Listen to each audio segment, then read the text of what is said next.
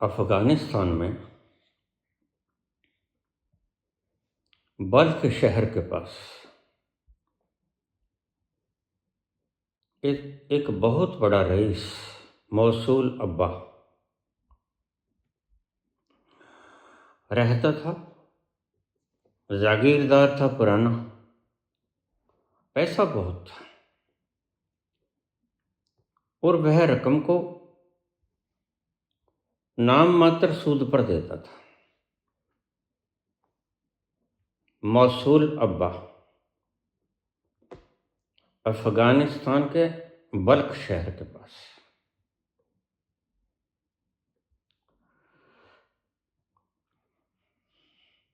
जब भी कोई व्यक्ति जरूरतमंद उसके पास जाता,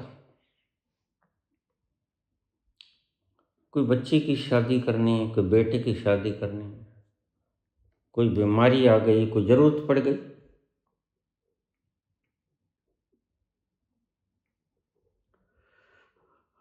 तो मौसूल अब्बा पूछता,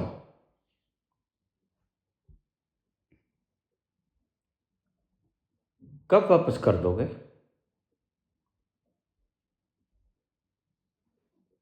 वह कहता कि 6 महीने में वापस कर दूंगा। तो मौसूल अब्बा से पूछता, तुम्हें यकीन है कि तुम 6 महीने तक जीवित रहोगे? वो तो घबरा जाता, चेहरे पर हवाइयां उड़ने लगती। नहीं, ये तो मुझे नहीं मालूम।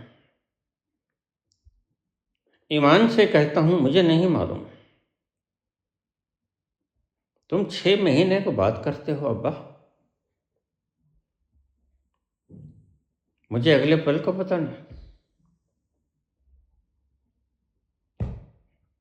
अगला पल, अगला श्वास आए आए ना आए, कौन जाने।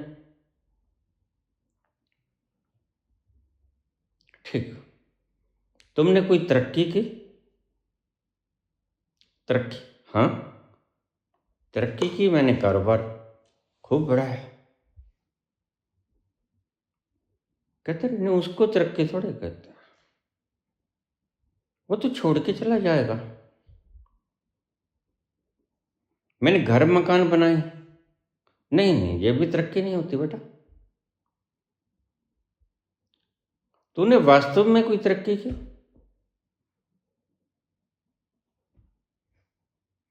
अब्बा, मैं आपकी बात को समझा नहीं। कल को अगर तू मर जाए, यकीन तो है ना? हाँ, यकीन तो नहीं। तो फिर वापस लौटाएगा कौन पैसा? कोई तरक्की की है मतलब कोई बाल बच्चा है, विकास किया है कोई? कहता वो तो अल्लाह का फजल हुआ नहीं।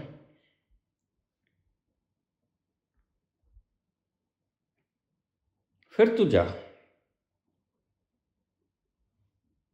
तो जाते हुए व्यक्ति पूछता कि अब्बा, तूने ये बात क्यों पूछी? कि इसीलिए कि मेरा मूल ना डूबे। ब्याज डूब जाए, ब्याज तो मैं वैसे भी नहीं लेता।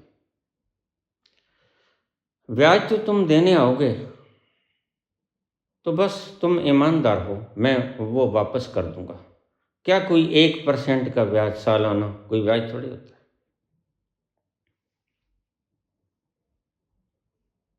और वह भी मैं वापस कर दूंगा क्योंकि इस्लाम में सूद हराम है।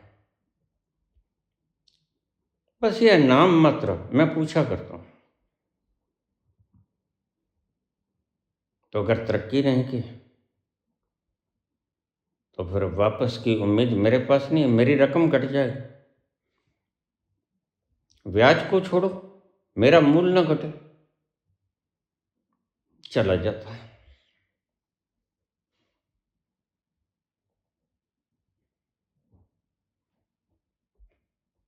उसने दूसरी शादी की, तीसरी शादी की, कोई तरक्की नहीं हुई, चौथी शादी की, बच्चा हो गया। तो बच्चे को गोदी में उठा के लेके आता है, मौसूल अब्बा, ये लो तरक्की हो गई, 4 शादियां की, अब यह वापस कर देगा बच्चा। कहते चलो ठीक है, अब ये दस्तखत कर दे, इसका नाम लिख दे, वापस जब चाहे कर देना, कोई बात नहीं, लेकिन मेरा मूल नहीं डूबना चाहिए। उसको पैसा मिल गया, वह चल गया, वहां से रिवाज पड़ा 4 शादियों का। लोग मुझे कह देते हैं, बाबा सल्लल्लाहु अलैहि वसल्लम मोहम्मद पैगंबर की कोई औलाद थी? मैंने कहा औलाद थी, 7 औलादें थीं, 3 बेटे थे, 4 बेटियां थी। 3 बेटे और 3 बेटियां मोहम्मद के जीवन काल में ही समाप्त हो गए। 7 में से 6 बच्चे मर गए, रह गई फातिमा, और फातिमा के वंशज थे यह जो खोमनई, अली खोमनई अयातुल्लाह। ये दरअसल फातिमा के बच्चे हैं, यह पीढ़ी फातिमा की है।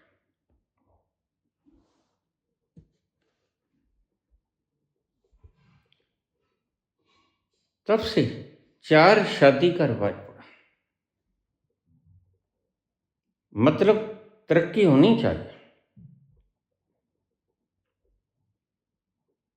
जिसने तरक्की नहीं की उसको पैसा ब्याज पर भी नहीं मिलेगा, सूद पर ब्याज पर पैसा नहीं मिलेगा। और तुमने तो जिसने तरक्की नहीं की उसको देश सौंप दिया है।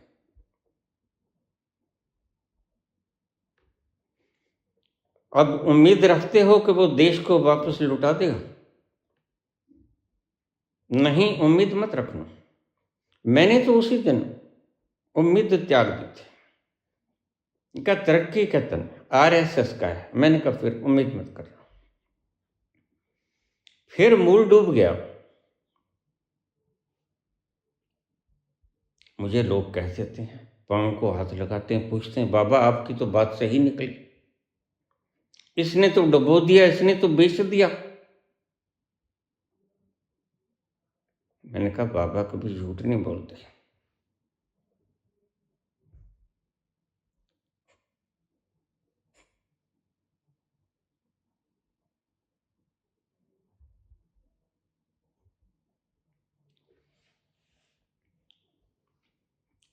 पूछा है कि मुसलमानों में, इस्लाम में 4 शादियां करने की रवायत क्यों है?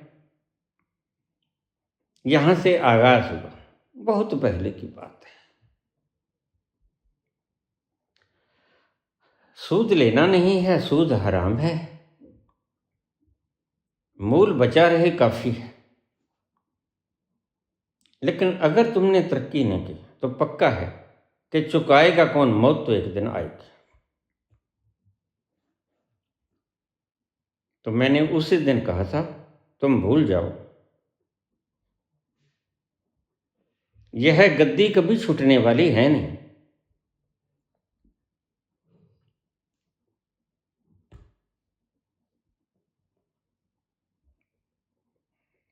तुम मेरी बात को सुनकर हंस रहे हो, हंसने जैसी कोई बात नहीं। अगर इसमें कोई बात गलत लगे तो मुझे बता देना। मेरे पिताजी भी गरीब हुआ करते थे, पैसे से खाने पीने की मौज थी, खूब खाओ, जो खाने योग्य हैं दूध है, दही है, पनीर है, बर्फी है और हजारों चीज़ें हैं। जलेबी है, रसगुल्ला है, गुलाब जामुन, भुजिया है, मटर है, बदाना है, जो चाहे खाओ, मलाई खाओ, घी खाओ, माखन खाओ और हजारों चीज़ें परमात्मा ने बनाई। लेकिन पैसा नहीं था, क्योंकि सभी बच्चे पढ़ रहे थे। कोई डॉक्टर बन रहा था, कोई फार्मा कर रहा था, मैं मेडिकल कर रहा था। तो सामने एक सेठ की दुकान थी, कपड़े की दुकान थी, उसके पास ब्याज के ऊपर पैसा, लेने चले गए। जरूरत है, बच्चे की फीस भरनी है, ठीक। कहते कोई तरक्की? पिताजी कहते हैं हाँ बताओ। तरक्की बहुत की है, लठ जैसे 5 है, 5 लठ जैसे, बोलो कौन सा लिखूं? वो कहता बस समझ गया पंडित जी, मुझे पैसे वापस करने का फिक्र था। जिसने तरक्की की हुई होती है उसका मूल नहीं डूबता। इसलिए मैं तुम्हें आज देश को आगाह करता हूं, बंदे का भरोसा कोई नहीं। और खास तौर से ये लोग 100 के आसपास ही मरते हैं। हाँ, तुम उम्र देख लो, लाल कृष्ण आडवाणी लठ जैसा पड़ा है, और उम्र पूछ लो 98 साल। अटल बिहारी वाजपेयी, इनकी उम्रें पूछो तो ये लठ जैसे पड़े रहते हैं।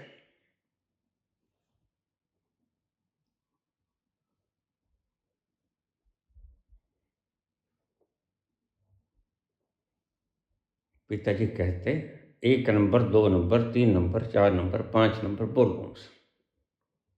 कहते पंडित जी ठीक हो गया।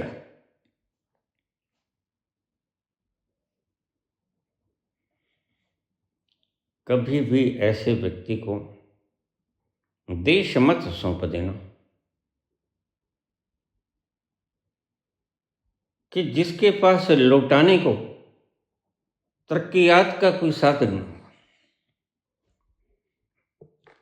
अब घर गृहस्थी वाले कोई बंदे के आदमी के मन में बेईमानी आ जाएगी तो घर वाली कह देगी शर्म कर कुछ, मैं बाहर जाते हुए लोग मुझे ताना मारते हैं, और स्त्री खास तौर से ताने महने नहीं सुन सकती, स्त्री ही जीना आराम करती है, और हमने तो स्त्री को ही छोड़ दिया। इसलिए हम कहते हैं कि तेरी अकल ठिकाने करने के लिए तेरी शादी करनी है। मेरी बुआ कहा करती थी हमने बंदरी को फांसी लगा दी, ऐसे ही बोलते थे। मैंने कहा बुआ कौन से बंदरिया को कोई पार रखा है क्या? कहते नहीं, वो छोटला, छोटे वाला, वह बंदरी मुंह जैसा है, ट्रंप की तरह। उसकी फांसी लगानी है, यानी उसकी शादी करनी। सीधे साधे लोग थे, ग्रामीण। तुलसी कहने लगे व्याहे व्याहे क्या करो, आज हमारा व्याह। व्याहे व्याहे क्या करो, आज हमारा व्याह। तुलसी गा बजाए कर फांसी दियो चढ़ा, गा बजा के फांसी चढ़ा दिया।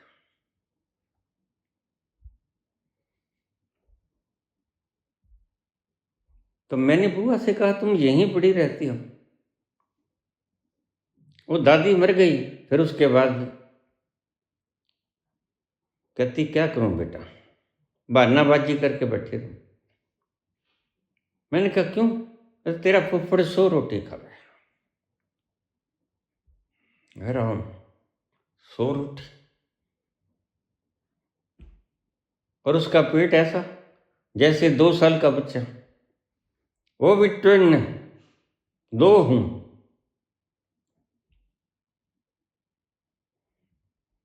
ऐसा फूला हुआ पेट उसका। तो हम उसको निमंत्रित नहीं करते थे। फिर मैंने कहा, बुआ ये कैसे रोटी कैसा सारता है तुम्हारे जाने के बाद? कहती, बेटा ढाबा पे चले जावे।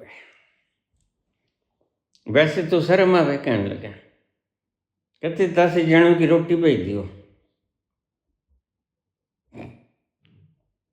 और देखियो खुराक अच्छी है, पहलवान है सारे। लोग सोच लेते हैं 7 खा लिए 8 खा लिए, पहलवान और ज्यादा कितने खाएगा? तो 80 रोटी भेज देता। कहते नहीं 2 और आ गए। तो ऐसे तनख्वाह चुकता हो जाती मास्टर साहब, तनख्वाह चुकता हो जाती थी। तो बुआ जाती वहां कभी 1-2 साल बाद। कहती कोई तनख्वाह वगैरह? तनख्वाह तो सब ढाबे के ऊपर चली गई। हमारे मास्टर जी एक कहानी सुनाया करते थे पुराने जमाने की बात। कहते गीदड़, एक गीदड़ को एक सांड दिख गया। सांड होता है ना गऊ का घर वाला। और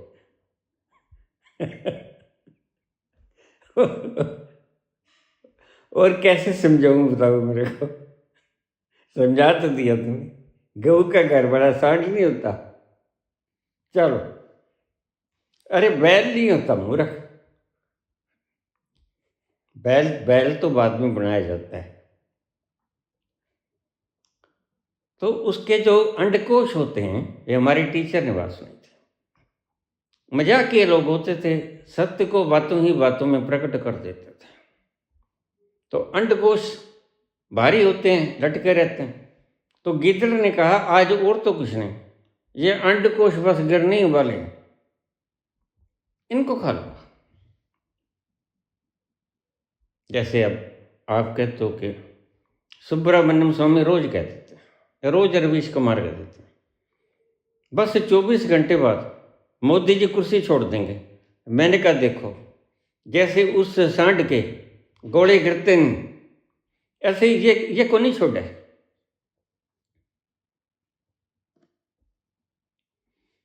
तो पीछे पीछे चला गया, भूख लगी, वो खुद ही जा पड़ा भूख से, लेकिन वो अंडकोश गिरे नहीं। मरते मरते सांड मर जाता है, लगता है कि उसके अंडकोश गिरेंगे, लेकिन गिरते नहीं। ऐसे भाई सावधान, ऐसे लोगों को कुर्सी मत देना जिन्होंने तरक्की ना किया, और ऐसे लोगों को कुर्सी मत देना जिनके अंडकोश दिखाने के हैं, तरक्की करने के नहीं। धन्यवाद।